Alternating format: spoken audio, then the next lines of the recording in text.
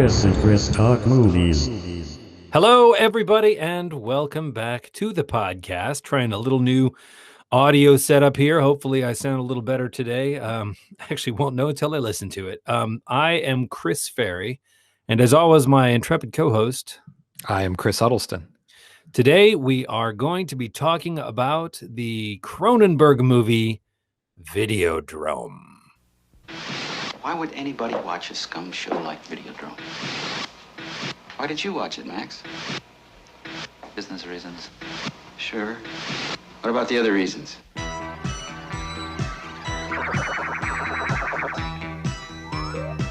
Max Renn is a victim.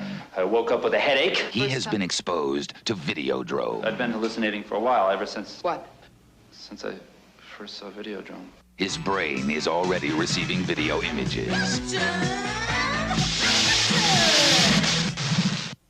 I think that massive doses of Videodrome signal will ultimately produce and control hallucination to the point that it will change human reality. Soon, his visions will coalesce and become uncontrollable flesh. Videodrome is seducing Max Renn. Please, come to me now. Come to Nikki. And Max Renn can do nothing to stop it. What makes you think I need help? None of our test subjects has returned to normality. Television can change your mind. Videodrome will change your body. Long live the new flesh. It will shatter your reality. Videodrome, starring Deborah Harry and James Woods. A shocking new vision from the creator of Scanners. Coming soon to a theater near you from Universal Pictures.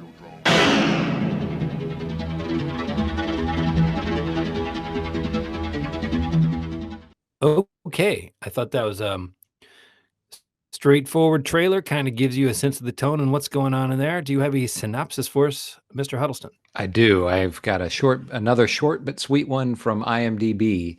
When he acquires a different kind of show for his station, a sleazy cable TV programmer begins to see his life and the future of media spin out of control in a terrifying new reality.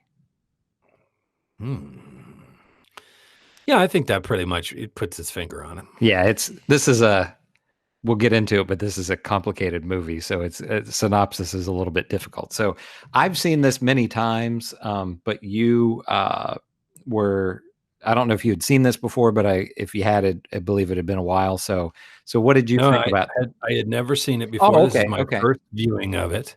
So I do have a question. So one is, what did you think of it? But also, last week you had said you were unsure if you would like this or not. And I suspect maybe this movie was different than what you were expecting. The movie was different than what I was expecting. I did not care for it. Okay. I'm eager to talk about it with you. Sure, yeah. And I'm not, there's a couple of factors that kind of go into it, but ultimately, I mean, I watched the presidential quote unquote debate. That was right what was before great. Watching this movie last night. Oh, so I watched this during the debate, so I was really? able to, circumvent the debate, not watch it. So I was very happy.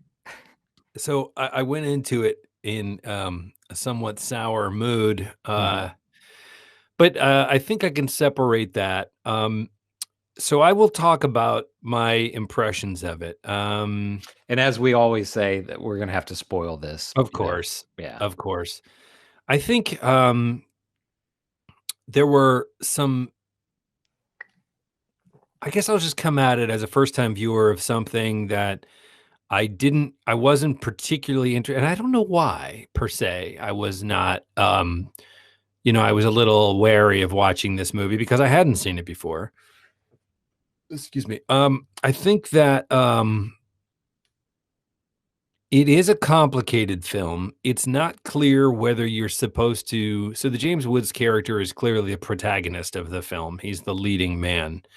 but it's not clear if you are supposed to be rooting for him. Like from me as the viewer, he was a pretty unlikable character.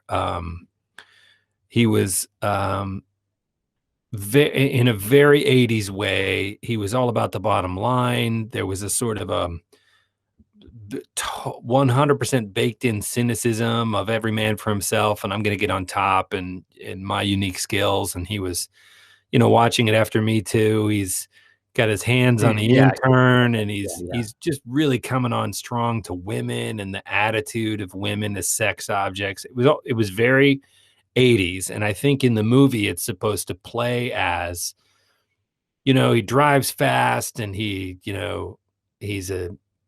makes big deals, and he doesn't waste any time. Like, you're supposed to kind of admire this type of masculinity, which I don't. I found disgusting. And I'm also biased because I don't like James Woods. I don't like his ideas. I don't like his attitudes. I don't like his stupid face.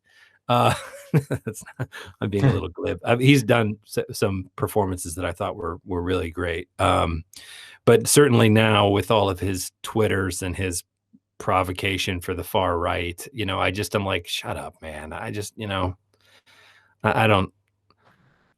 He's at his best on screen when he's playing something a little against type, and I think this is very much on type for me and James Woods. Like, when I imagine the kind of role James Woods would do in his sleep, it's this kind of role where he's being a schmuck. I thought Deborah Harry was electric. Like, not the greatest actress, but just perfect in this role of searingly hot.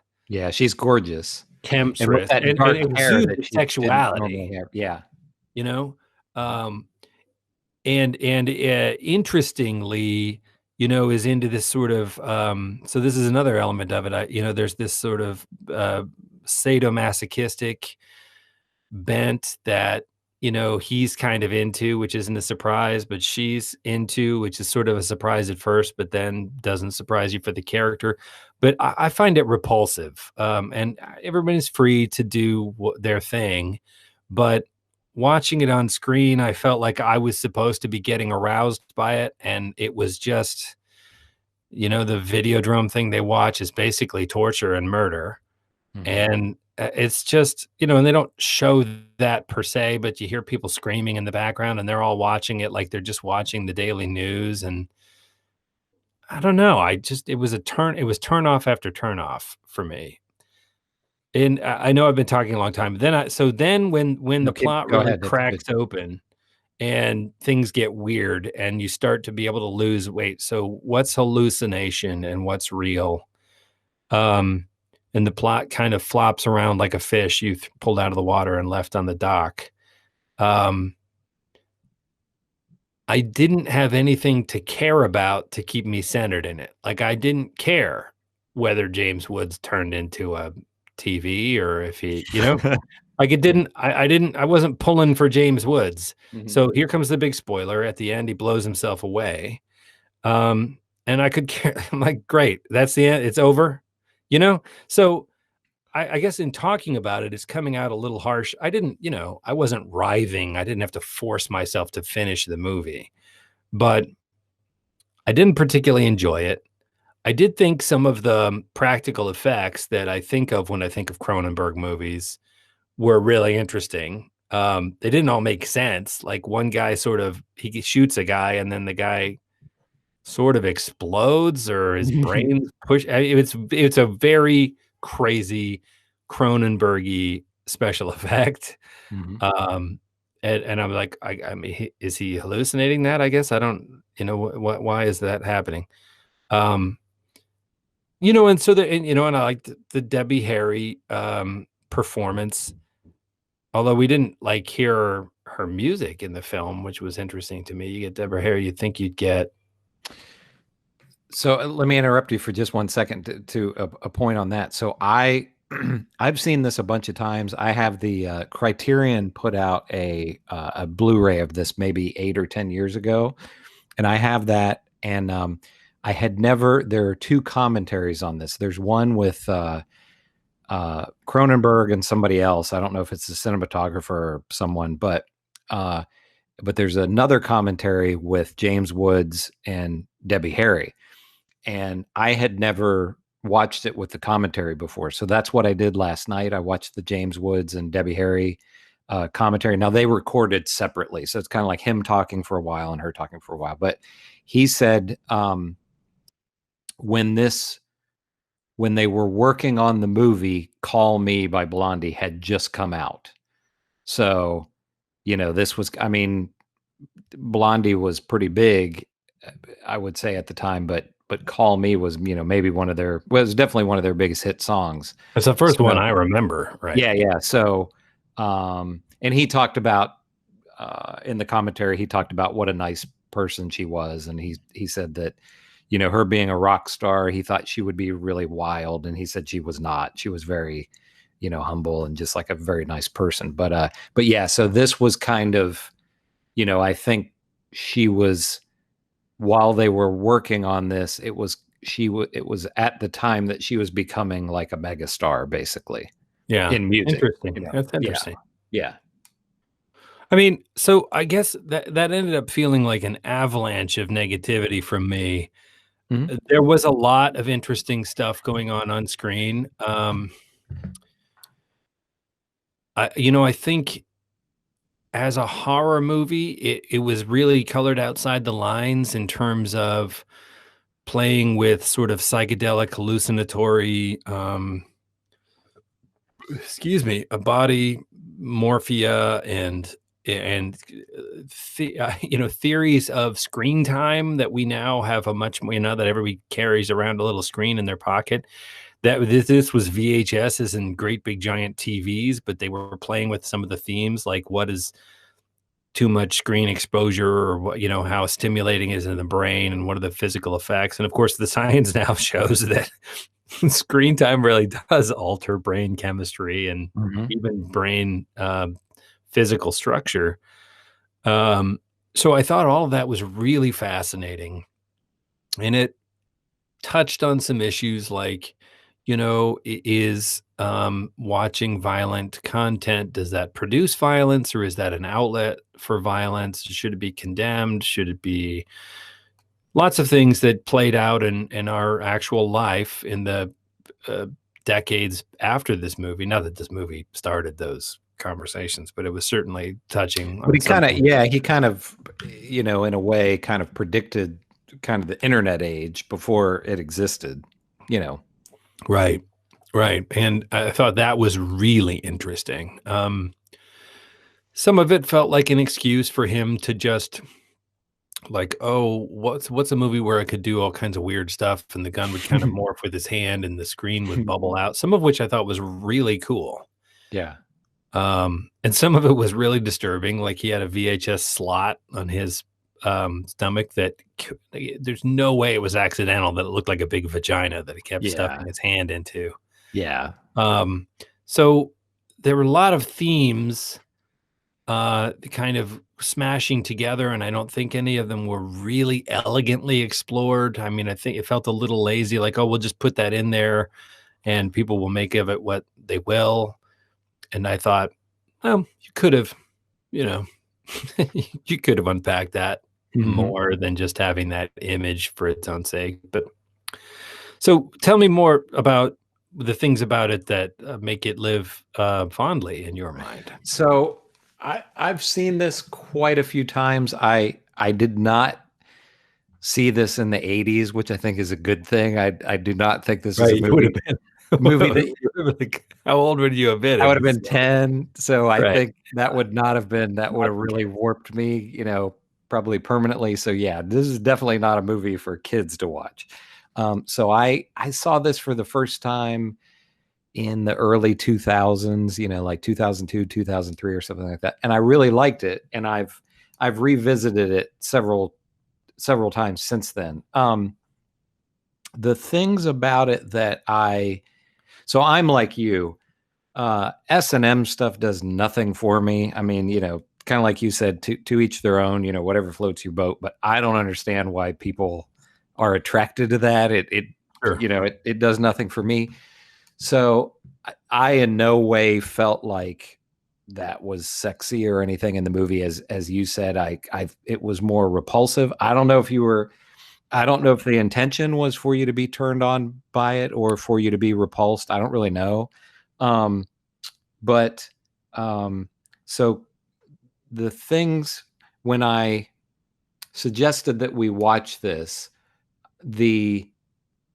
I definitely thought you wouldn't be into those parts. And also, so to give a little more information about what happens in the movie. So James Woods' character is this guy that it's in Toronto, and he owns it's not like a pirate TV station, but it would be hard for young people to relate to now. But, I can remember in our state, there were independent TV channels. Right. And so this is basically what he has. And to get viewership, he just shows sleazy, like softcore porn things and things that have violence and all this. So he has this guy, this friend who has a big satellite dish. And, I guess I kind of take it as he's looking for new programming all the time for him. And he finds this, what they eventually term Videodrome, which is just it's a channel, and all it is people chained up to a wall, and there are people whipping them and beating them and things. So that's the entire programming. That stuff I figured you were not going to enjoy, because the conversations that we've had about the torture porn kind of stuff, which it's not super graphic, but it is realistic and disturbing. I think that's something that for a 40-year-old movie, those scenes of torture they're not so graphic that it's not like you can't stand to watch them, but they look real. And you don't see a lot of it. You hear a lot of it. You watch them watching it, and the audio sounds. It takes them a long time in the movie to come around to the big shocking reveal. They keep being like, well, wow, these actors, it's so real, and it's and there's just no other plot, and you're like, dude, it's real. It's like, and he says, she's like, his agent has this foreign accent. She's like, it's real. And he's like, why? It'd be so much cheaper to have actors, and why would they do that? But she finally says, she's like, it's snuff TV, and why that occurred to me immediately. It's this crazy thing. He's like unscrambling. It's like if the analog in today's world was got this hacker guy working for him that's like trolling the dark net for, shocking material, and he finds this stuff. Well, of course you would assume it's real. You wouldn't assume it's a bunch of actors. But maybe that's maybe in the 80s things were not yet so cynical that they didn't think that was going on.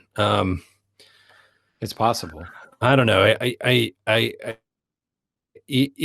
The content and the concept of the content and the concept that people do that to each other and record it, and then other people go out of their way to find that and watch it and get off on it, is so upsetting to me.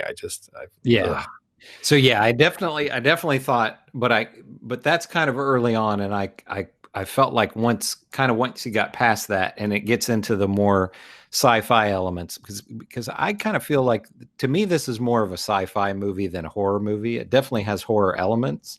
Yeah. But so then what starts to happen is James Woods' character becomes kind of obsessed with this Videodrome, and then he starts to, and we'll talk about this exactly what's going on there, but he starts to hallucinate, and he's starting to have trouble with what's real and what's not.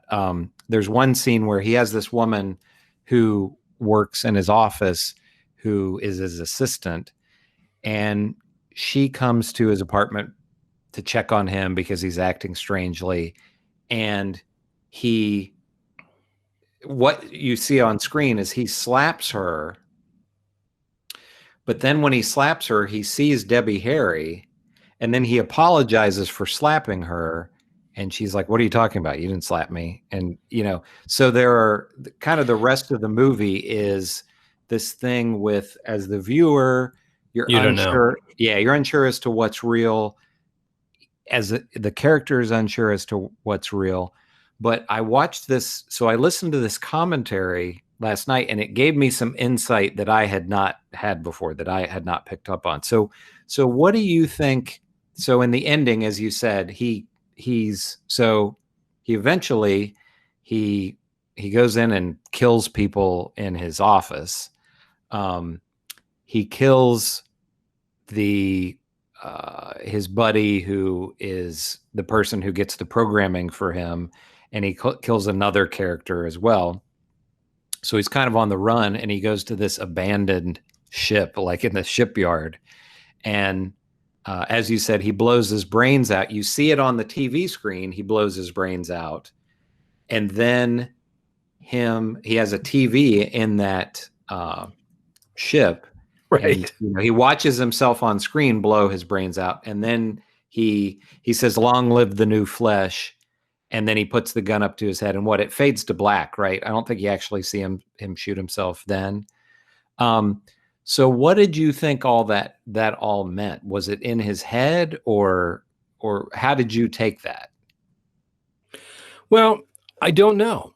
I mean, I do like movies, and I would say that Jacob's Ladder falls into that category. Yeah, I was thinking of Jacob's Ladder watching where this, you're not sure what's real and what's not. That it's they acknowledge that it's an unreliable narrator, and so at the end of the day, it could just be like in that movie, none of it happened. Like, this is a guy that got shot up, and he's been in sort of a twilight of consciousness, and it's all really been one massive hallucination while he dies on the operating table, never having left the battle zone, but he imagines that he comes home and he's well and things are going crazy and they devolve. So it's possible that there is no such thing as Videodrome, and this guy is just having a psychotic break, right? And it's not sci-fi at all. It's just a document from the inside of mental illness and deterioration. It lost me, though, and the Videodrome it's not the material per se, it's a signal that can be buried in any material, and it causes some sort of tumor or damage in the brain that definitely results in hallucinations and ultimately death. But then there's sort of two factions, the one that's trying to get it out there and the other one that's kind of a cult. And he gets kind of reprogrammed back and forth. People are shoving these weird pulsing tapes into him, and they're, each one is apparently rewriting his primary mission. And by that point, I'm just lost, And as I said, when I don't care for the main character, when I'm not invested in the main character's success and well-being, there's no incentive for me to try and figure it out. Right. So I just sort of sat back and was like, okay, turned his hand into a grenade. Okay, splat. I'm like, oh yeah, there you go. Yeah. And I was just sort of watching the pieces, like, I like how they made that the screen bulged out and some sort of a latex thing, but they were projecting an image on the inside of it. I'm like, I haven't seen that before. That's really kind of interesting. And his hand sort of turned into a gun that was part of his hand. And is that the tumor? And it just, there didn't seem to be a thesis to it other than body dysmorphia. I don't want to say body dysmorphia because that's a thing, but you know what I'm saying. Like, yeah. Cronenberg loves body horror, Yeah. Yeah. And it just sort of seemed like, okay, he's hallucinating, which gives us a kind of a broad license for a variety of body horror effects. And I'm going to think of the ones I like the most, and we're going to figure out a way to kind of stitch them together into a plot line that is essentially the de-evolution of this guy's mind. So how much of it, I don't know. I don't really care. But somewhere in the middle, probably be my guess, is that that the idea was that maybe there is this Videodrome thing, and we thought for a while that James Woods was somehow going to crack the case and defeat the bad guys, but instead he succumbed to it. And it's hard to drop a pin exactly at what point that happens in the movie, where, you know, the tide turns and he loses any semblance of control. And what did you think? Well, I had always taken this as the, you know, Videodrome was this government developed sort of weapon or whatever, and it had, you know, messed with his mind, and he was hallucinating all these things. But James Woods in the commentary, so this I did not know prior to listening to the commentary, and this may give you a little more insight into how things kind of fell with this. They did not have a finished script. So Cronenberg wrote and directed this, but he did not have a finished script when they started filming. And so he was writing it kind of sounded like they had 3/4 of it or so, but he was writing the ending, and James Woods was helping him sort of as they were going along. And he said that they shot the ending 3 different times. They kept calling him back to shoot a different ending. And he said this was I don't know what the other endings were, but this is the one that they, that I guess basically the two of them together kind of went with, that they liked.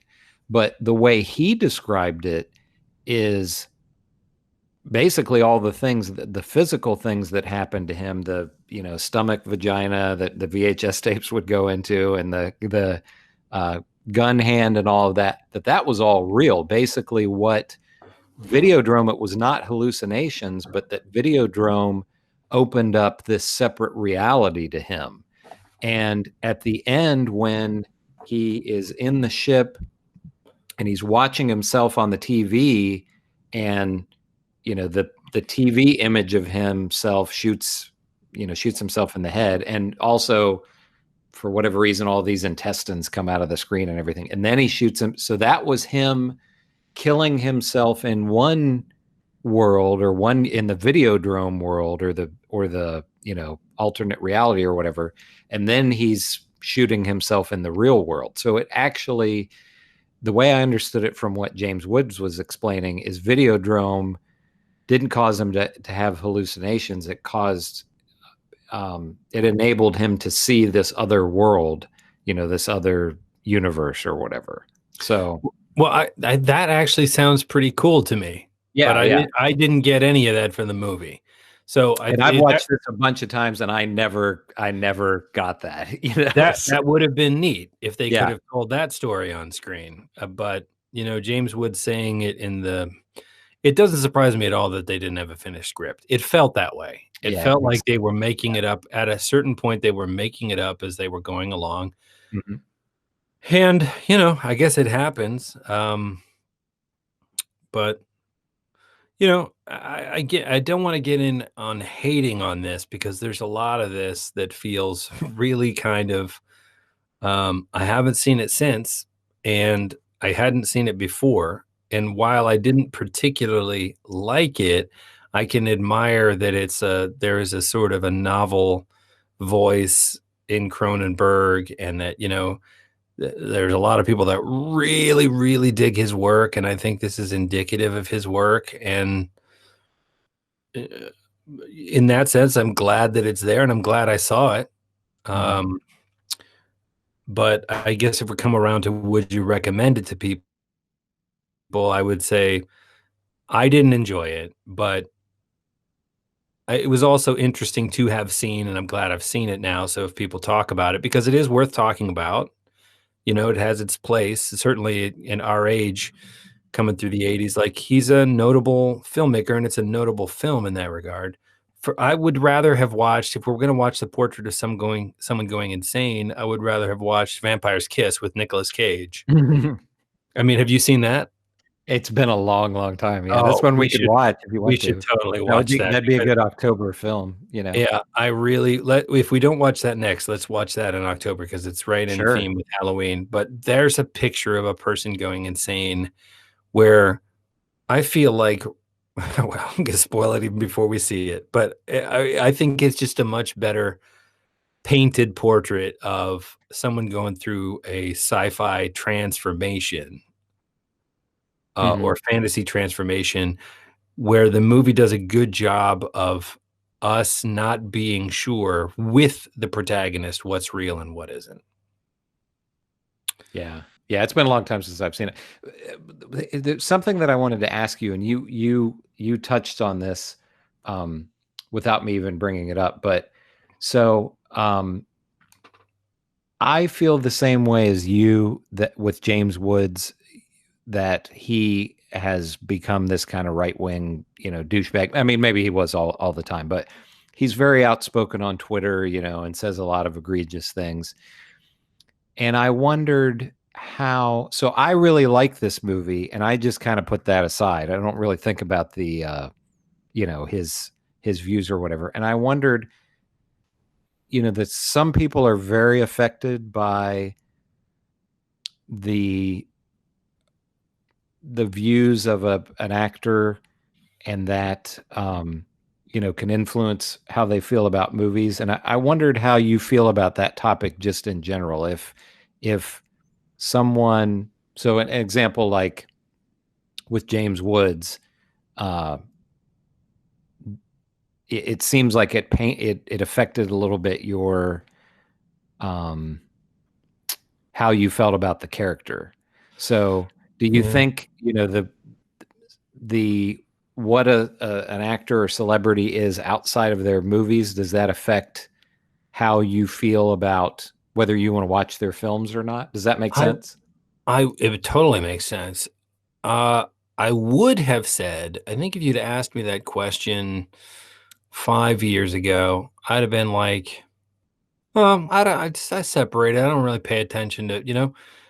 But now that things are so politicized and so polarized, and I just think, and they have been, but I feel like pre-Trump,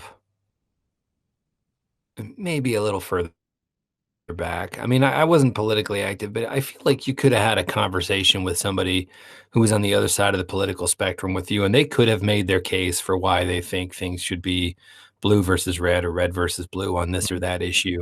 And you could agree to disagree and finish your dinner and change topics, and it wouldn't de facto turn into an argument. And I think things have gotten so bonkers now that one side of the political argument, in my perspective, is just so flagrantly, obviously, fundamentally, not just wrong, but actively destructive to the social fabric and what I think of as America. That when somebody is like, that's finally the best thing that's ever happened to this country is happening, that's insane. Like, California is on fire. There are riots in the streets. It's like, how do you think this is an improvement?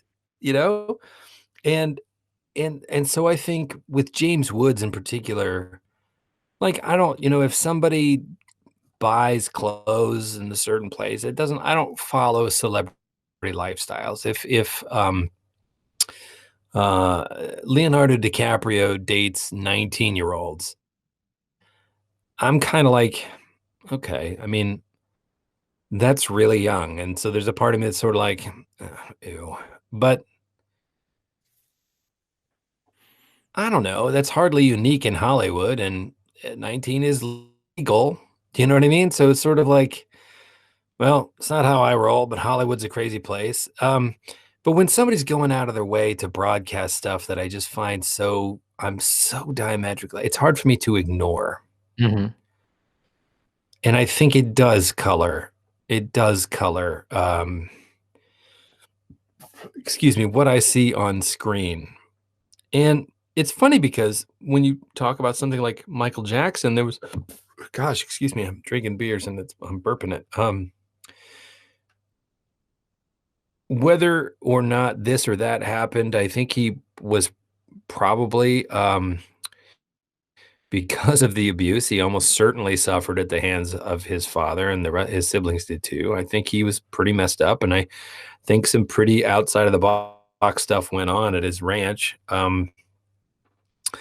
And some people are like, that's it. I can't listen to Michael Jackson now. And I feel like I can enjoy the music. I don't have to stop listening to the music. And Bill Cosby. Do I condemn what Bill Cosby did to women? Absolutely, 100%. Yeah, Like, yeah, that is wrong, and he should be in prison for it. I'm glad he finally was held accountable. yeah.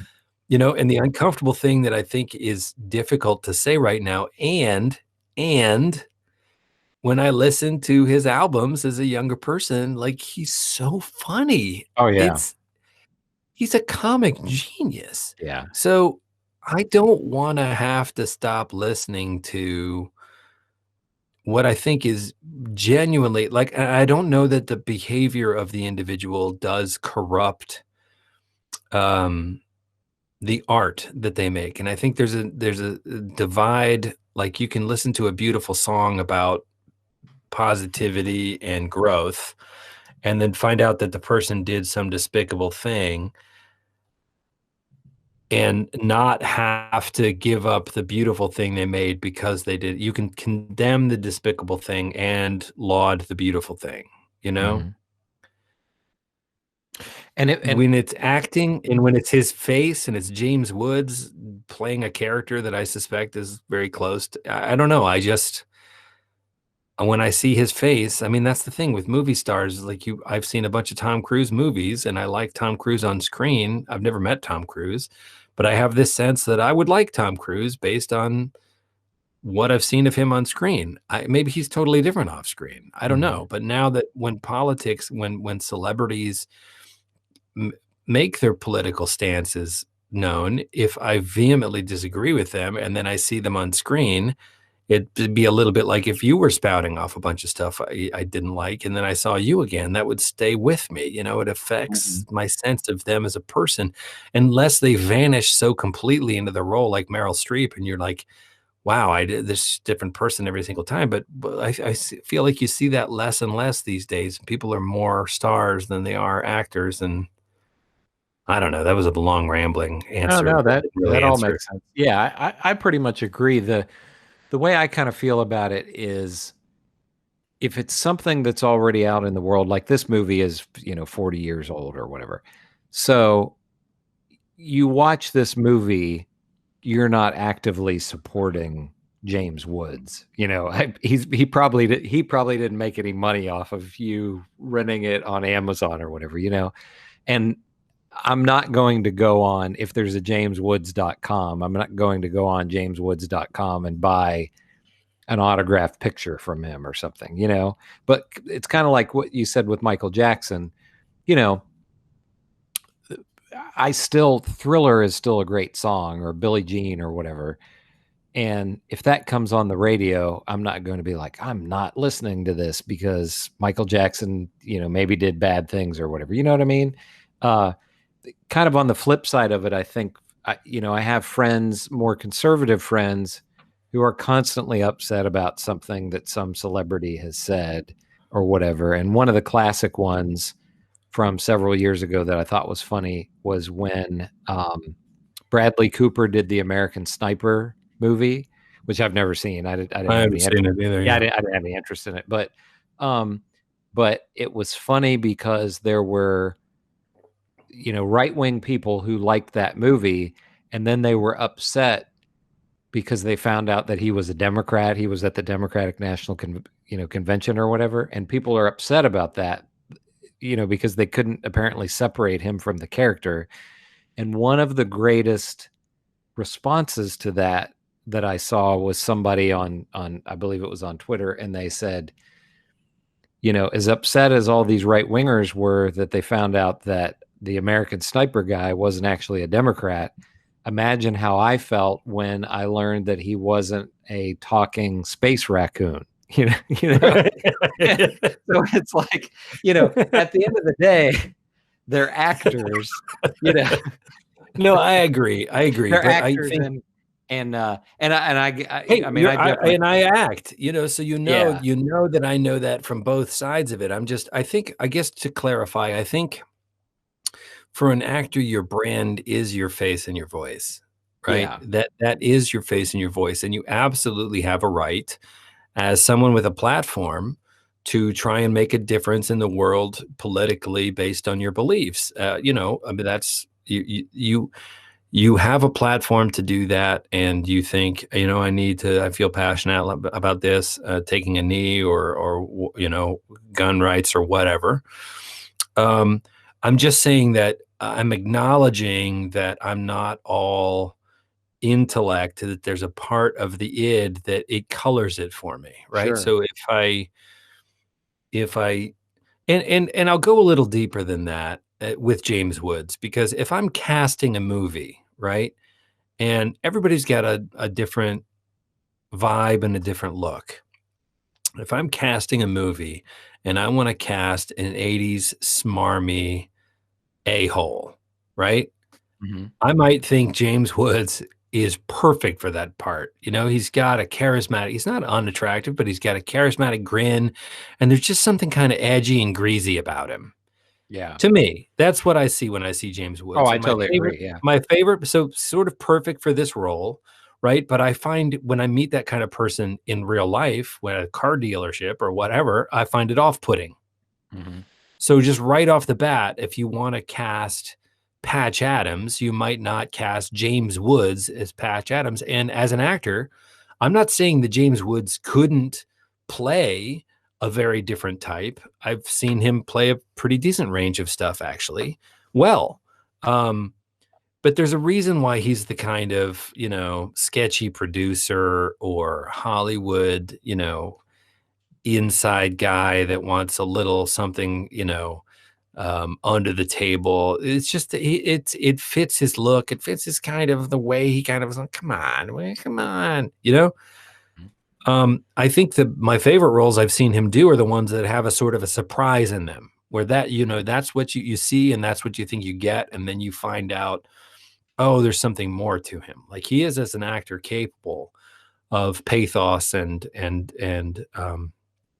I think Cronenberg was probably, when you talk about them writing it together, it's great for a director and an actor to have that kind of relationship, but I think it can also be detrimental if the director's not really clear in what they're doing, because then the actor's instincts aren't always like a director's job is to be able to look at the whole project as though they're watching it on the screen, right? They need to see the whole picture and they need to see how a character's, you know, they can't be in the actor's shoes with the actor inside it. And the actor really shouldn't be imagining, because the actor's imagination is always going to want to make themselves look good in some way, right? Mhm. And that's not always to the benefit of the movie. And I know there's a lot of actors that have directed, you know, and Mel Gibson did Braveheart and people have won.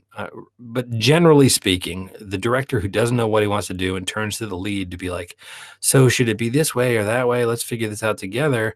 I think it's going to end up feeling muddy. And what you get is James Woods in the commentary explaining what we're supposed to be seeing, Right.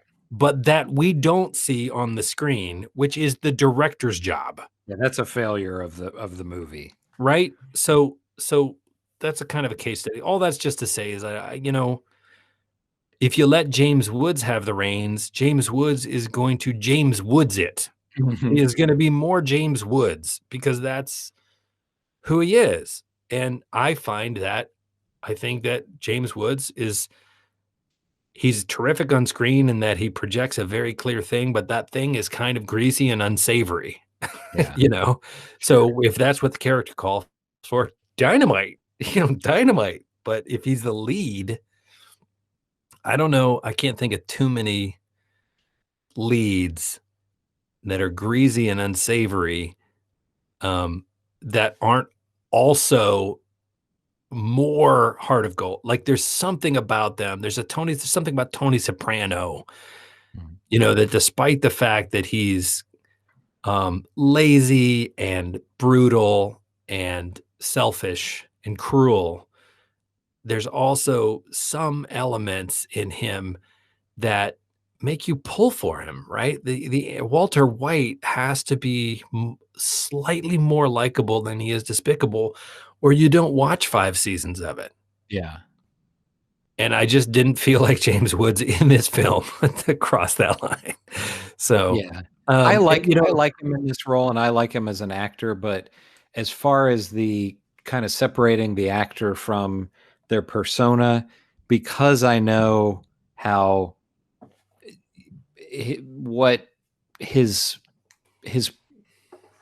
personal views now are, to me, are really shitty.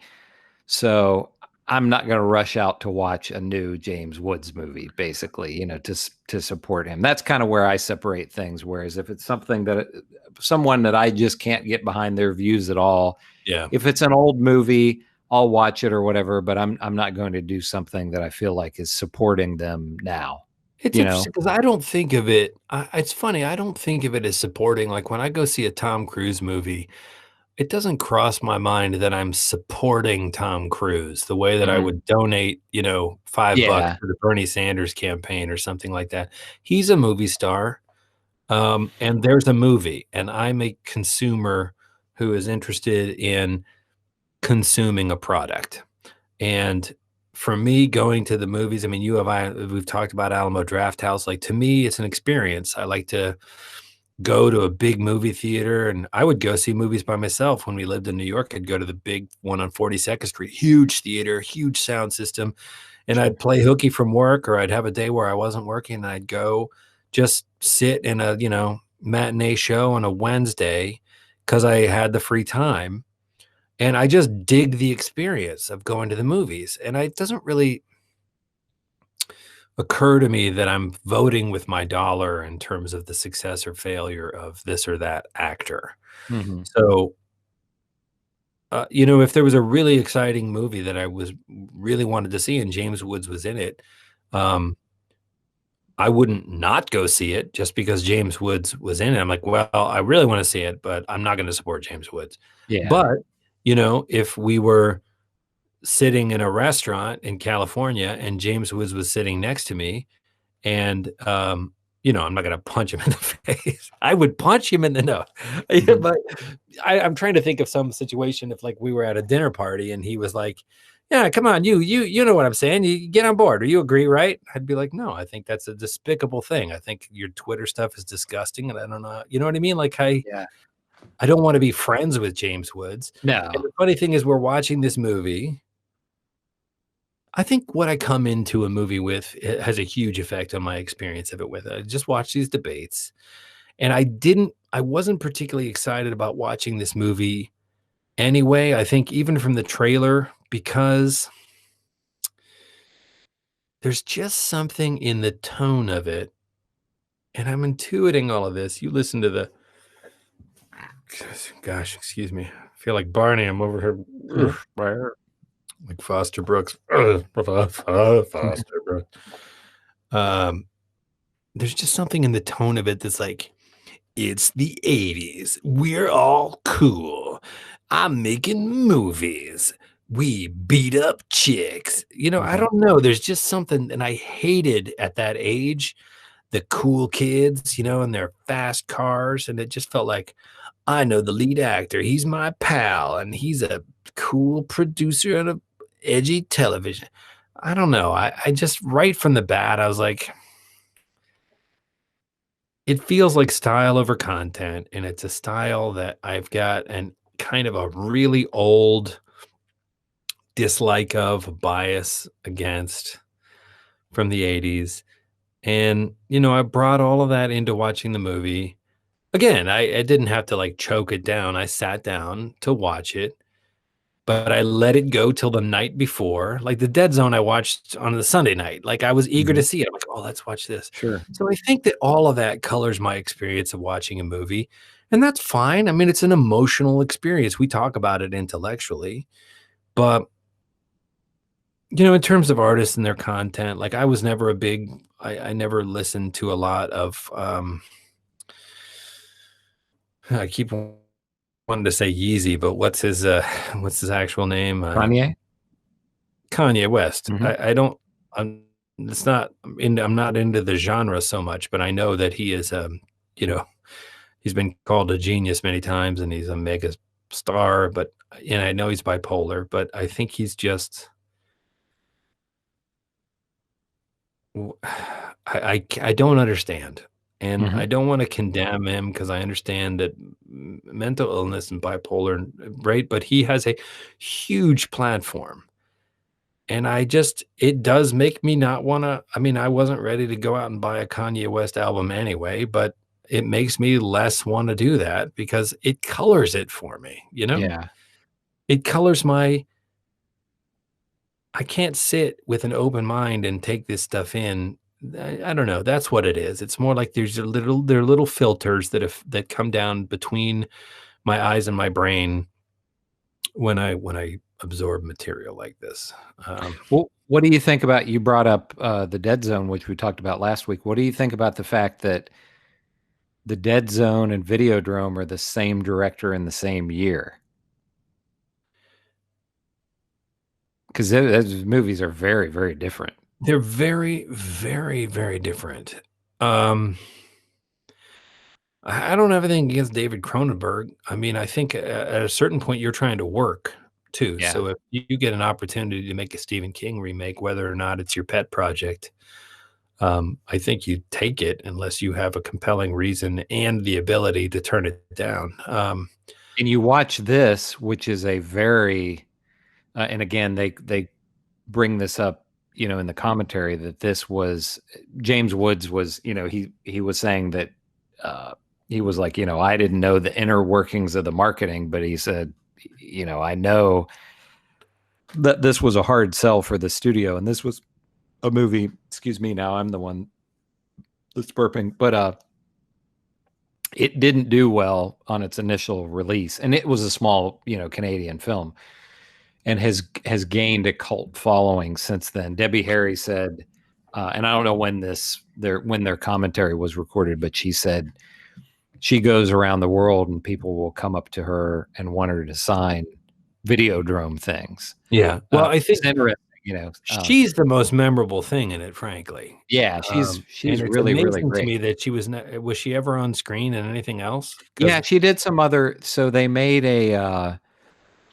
Do you remember the Tales from the Dark Side TV show? Did you ever watch that? That syndicated show from the 80s? They made vaguely. a movie of that, and she is kind of the wraparound story in that. Yeah, so she did a little bit more acting, but um, Again, it but wasn't her acting, but the camera loves her. oh yeah, I mean she's gorgeous in it with the dark hair, that she, or the reddish kind of hair that she didn't normally have. Yeah, she does a good job.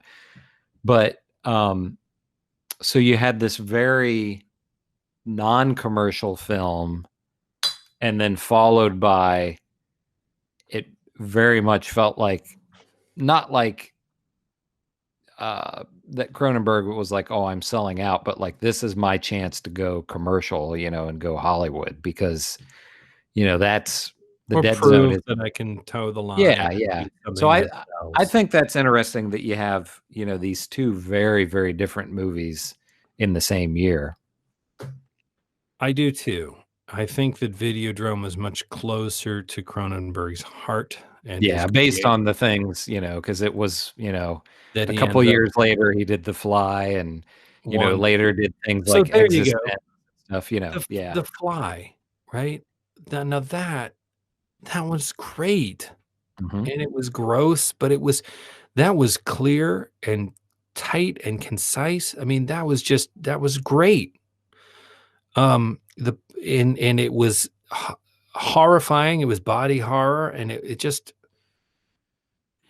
this one was kind of all over the place. And I think it was a lot of concept that whether it could have or not didn't get realized on the screen. The Flies, I think, is a fantastic remake, better than the original. Oh yeah, But yeah, to for be sure. fair, I haven't seen the original in a long time, but in terms of a contemporary horror concept, just a couple of boozy guys. Yeah, yeah. I Well, would why be don't we surprised with Videodrome if this isn't remade at some point, with an internet spin on it.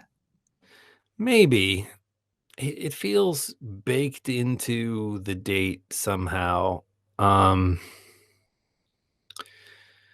There have been there's been The Signal, and there's been all kinds of things that there's something sort of buried in the pixels, that or in the waveform that's come up a lot. It's a trope. Um, I don't know that you could remake Videodrome. Like, he doesn't do a TV channel. He's what? I think it would be some kind of an underground, like a dark web kind of a thing.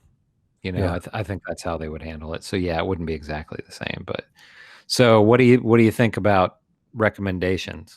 I mean, I've said it a couple of times now. I would say I did not enjoy watching the movie, but if you're into Cronenberg, if my objections to it sound like little old lady stuff, pearl clutching stuff, then by all means check it out. It definitely has a cult following.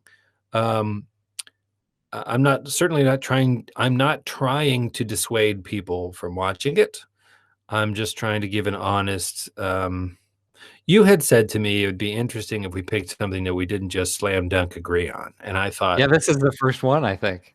I thought that would be good. And then Yeah. you said, "What about Videodrome?" And in the interest of that comment, I was like, "Okay." But this was not one that I was excited to see. Like, hey, let's get excited about seeing a movie that you anticipate you're not going to like. Yeah. But I am glad that I watched it. And so I think given all that, would I recommend it? No. But, if you're into this genre and you think that you might not have the same reservations I have, yeah, check it out. Yeah, I like this one a lot. I'm a big fan of this movie, and I've watched it quite a few times, but I would put the caveat in there of this isn't a movie for everybody. There are a lot of people who would watch this and just hate it. But it's, again, like you said, if you're into Cronenberg, and I haven't seen every Cronenberg movie, some I've seen ones that I really liked, and I've seen ones that I didn't like. But I think much of it depends on how you feel about this time era. It came out in 1983, so I would definitely say that younger viewers would maybe watch this and find find it kind of corny, and the practical effects. The practical effects are cool, but some of it doesn't look all that real.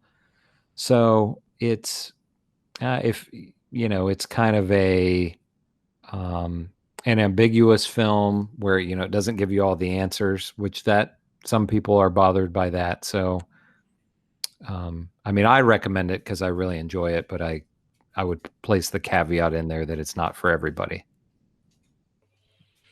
Herky doke. Okie doke. What do you want to do? Do you want to decide what we're going to watch next time? You had texted me something about this, Gretel and Hansel. Yeah, I don't know if you watched the trailer for it or not, but it is a either a 2019 or a 2020 release.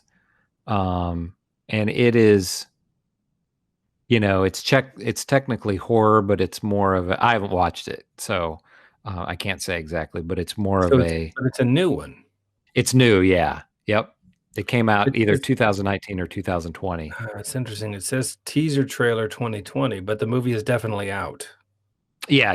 Yep. Yeah, you can rent it. Let me just see. But I do want to see if we can commit. Okay, horror fantasy. All right. It's have you ever seen The Witch? Yeah, I have. What'd you think of The Witch? I liked it. It was very it was super hyped. Have you seen it? Yeah. It was super hyped at the time, and I don't think I enjoyed it as much as some people did. I thought it was fine. I mean, it was well done. That director has another movie which is I think it's called The Lighthouse. I want to see that so bad. Yeah. I haven't seen it yet. I haven't seen it either. That's one that we should do. We should do that. For October, we want to do ones that are in the sort of theme, but Gretel and Hansel would certainly fall into that. Yeah. So like I said, I'm going to watch Gretel and Hansel this weekend. So if that's if that's something that you'd be interested in, we could do that. But we should do The Lighthouse as well because I really want to see that one. All right. What should we do? What should we do for next time so we can tell our listener? Yeah. So like I said, I'm going to watch Gretel and Hansel this weekend. So if you want to do that for the next one. I'm afraid I'll be scared of it. All right, let's say No, I don't think it's going to be. I think it's more of a I don't think you'll be scared by it. I think it's more kind of a fairy tale than horror. All right, so dear listeners, for next weekend, we're going to check out the relatively new film, Gretel and Hansel. Gretel und Hansel. And so why don't you watch it with us and we can all have a little chat about it. And if you have thoughts or feelings, you can send it to Chris and Chris Talk Movies at gmail.com. That's Chris, A-N-D, Chris at gmail.com. And thanks for listening. We will talk to you next time. Talk to you next time. Talk to you next time. Talk to you next time.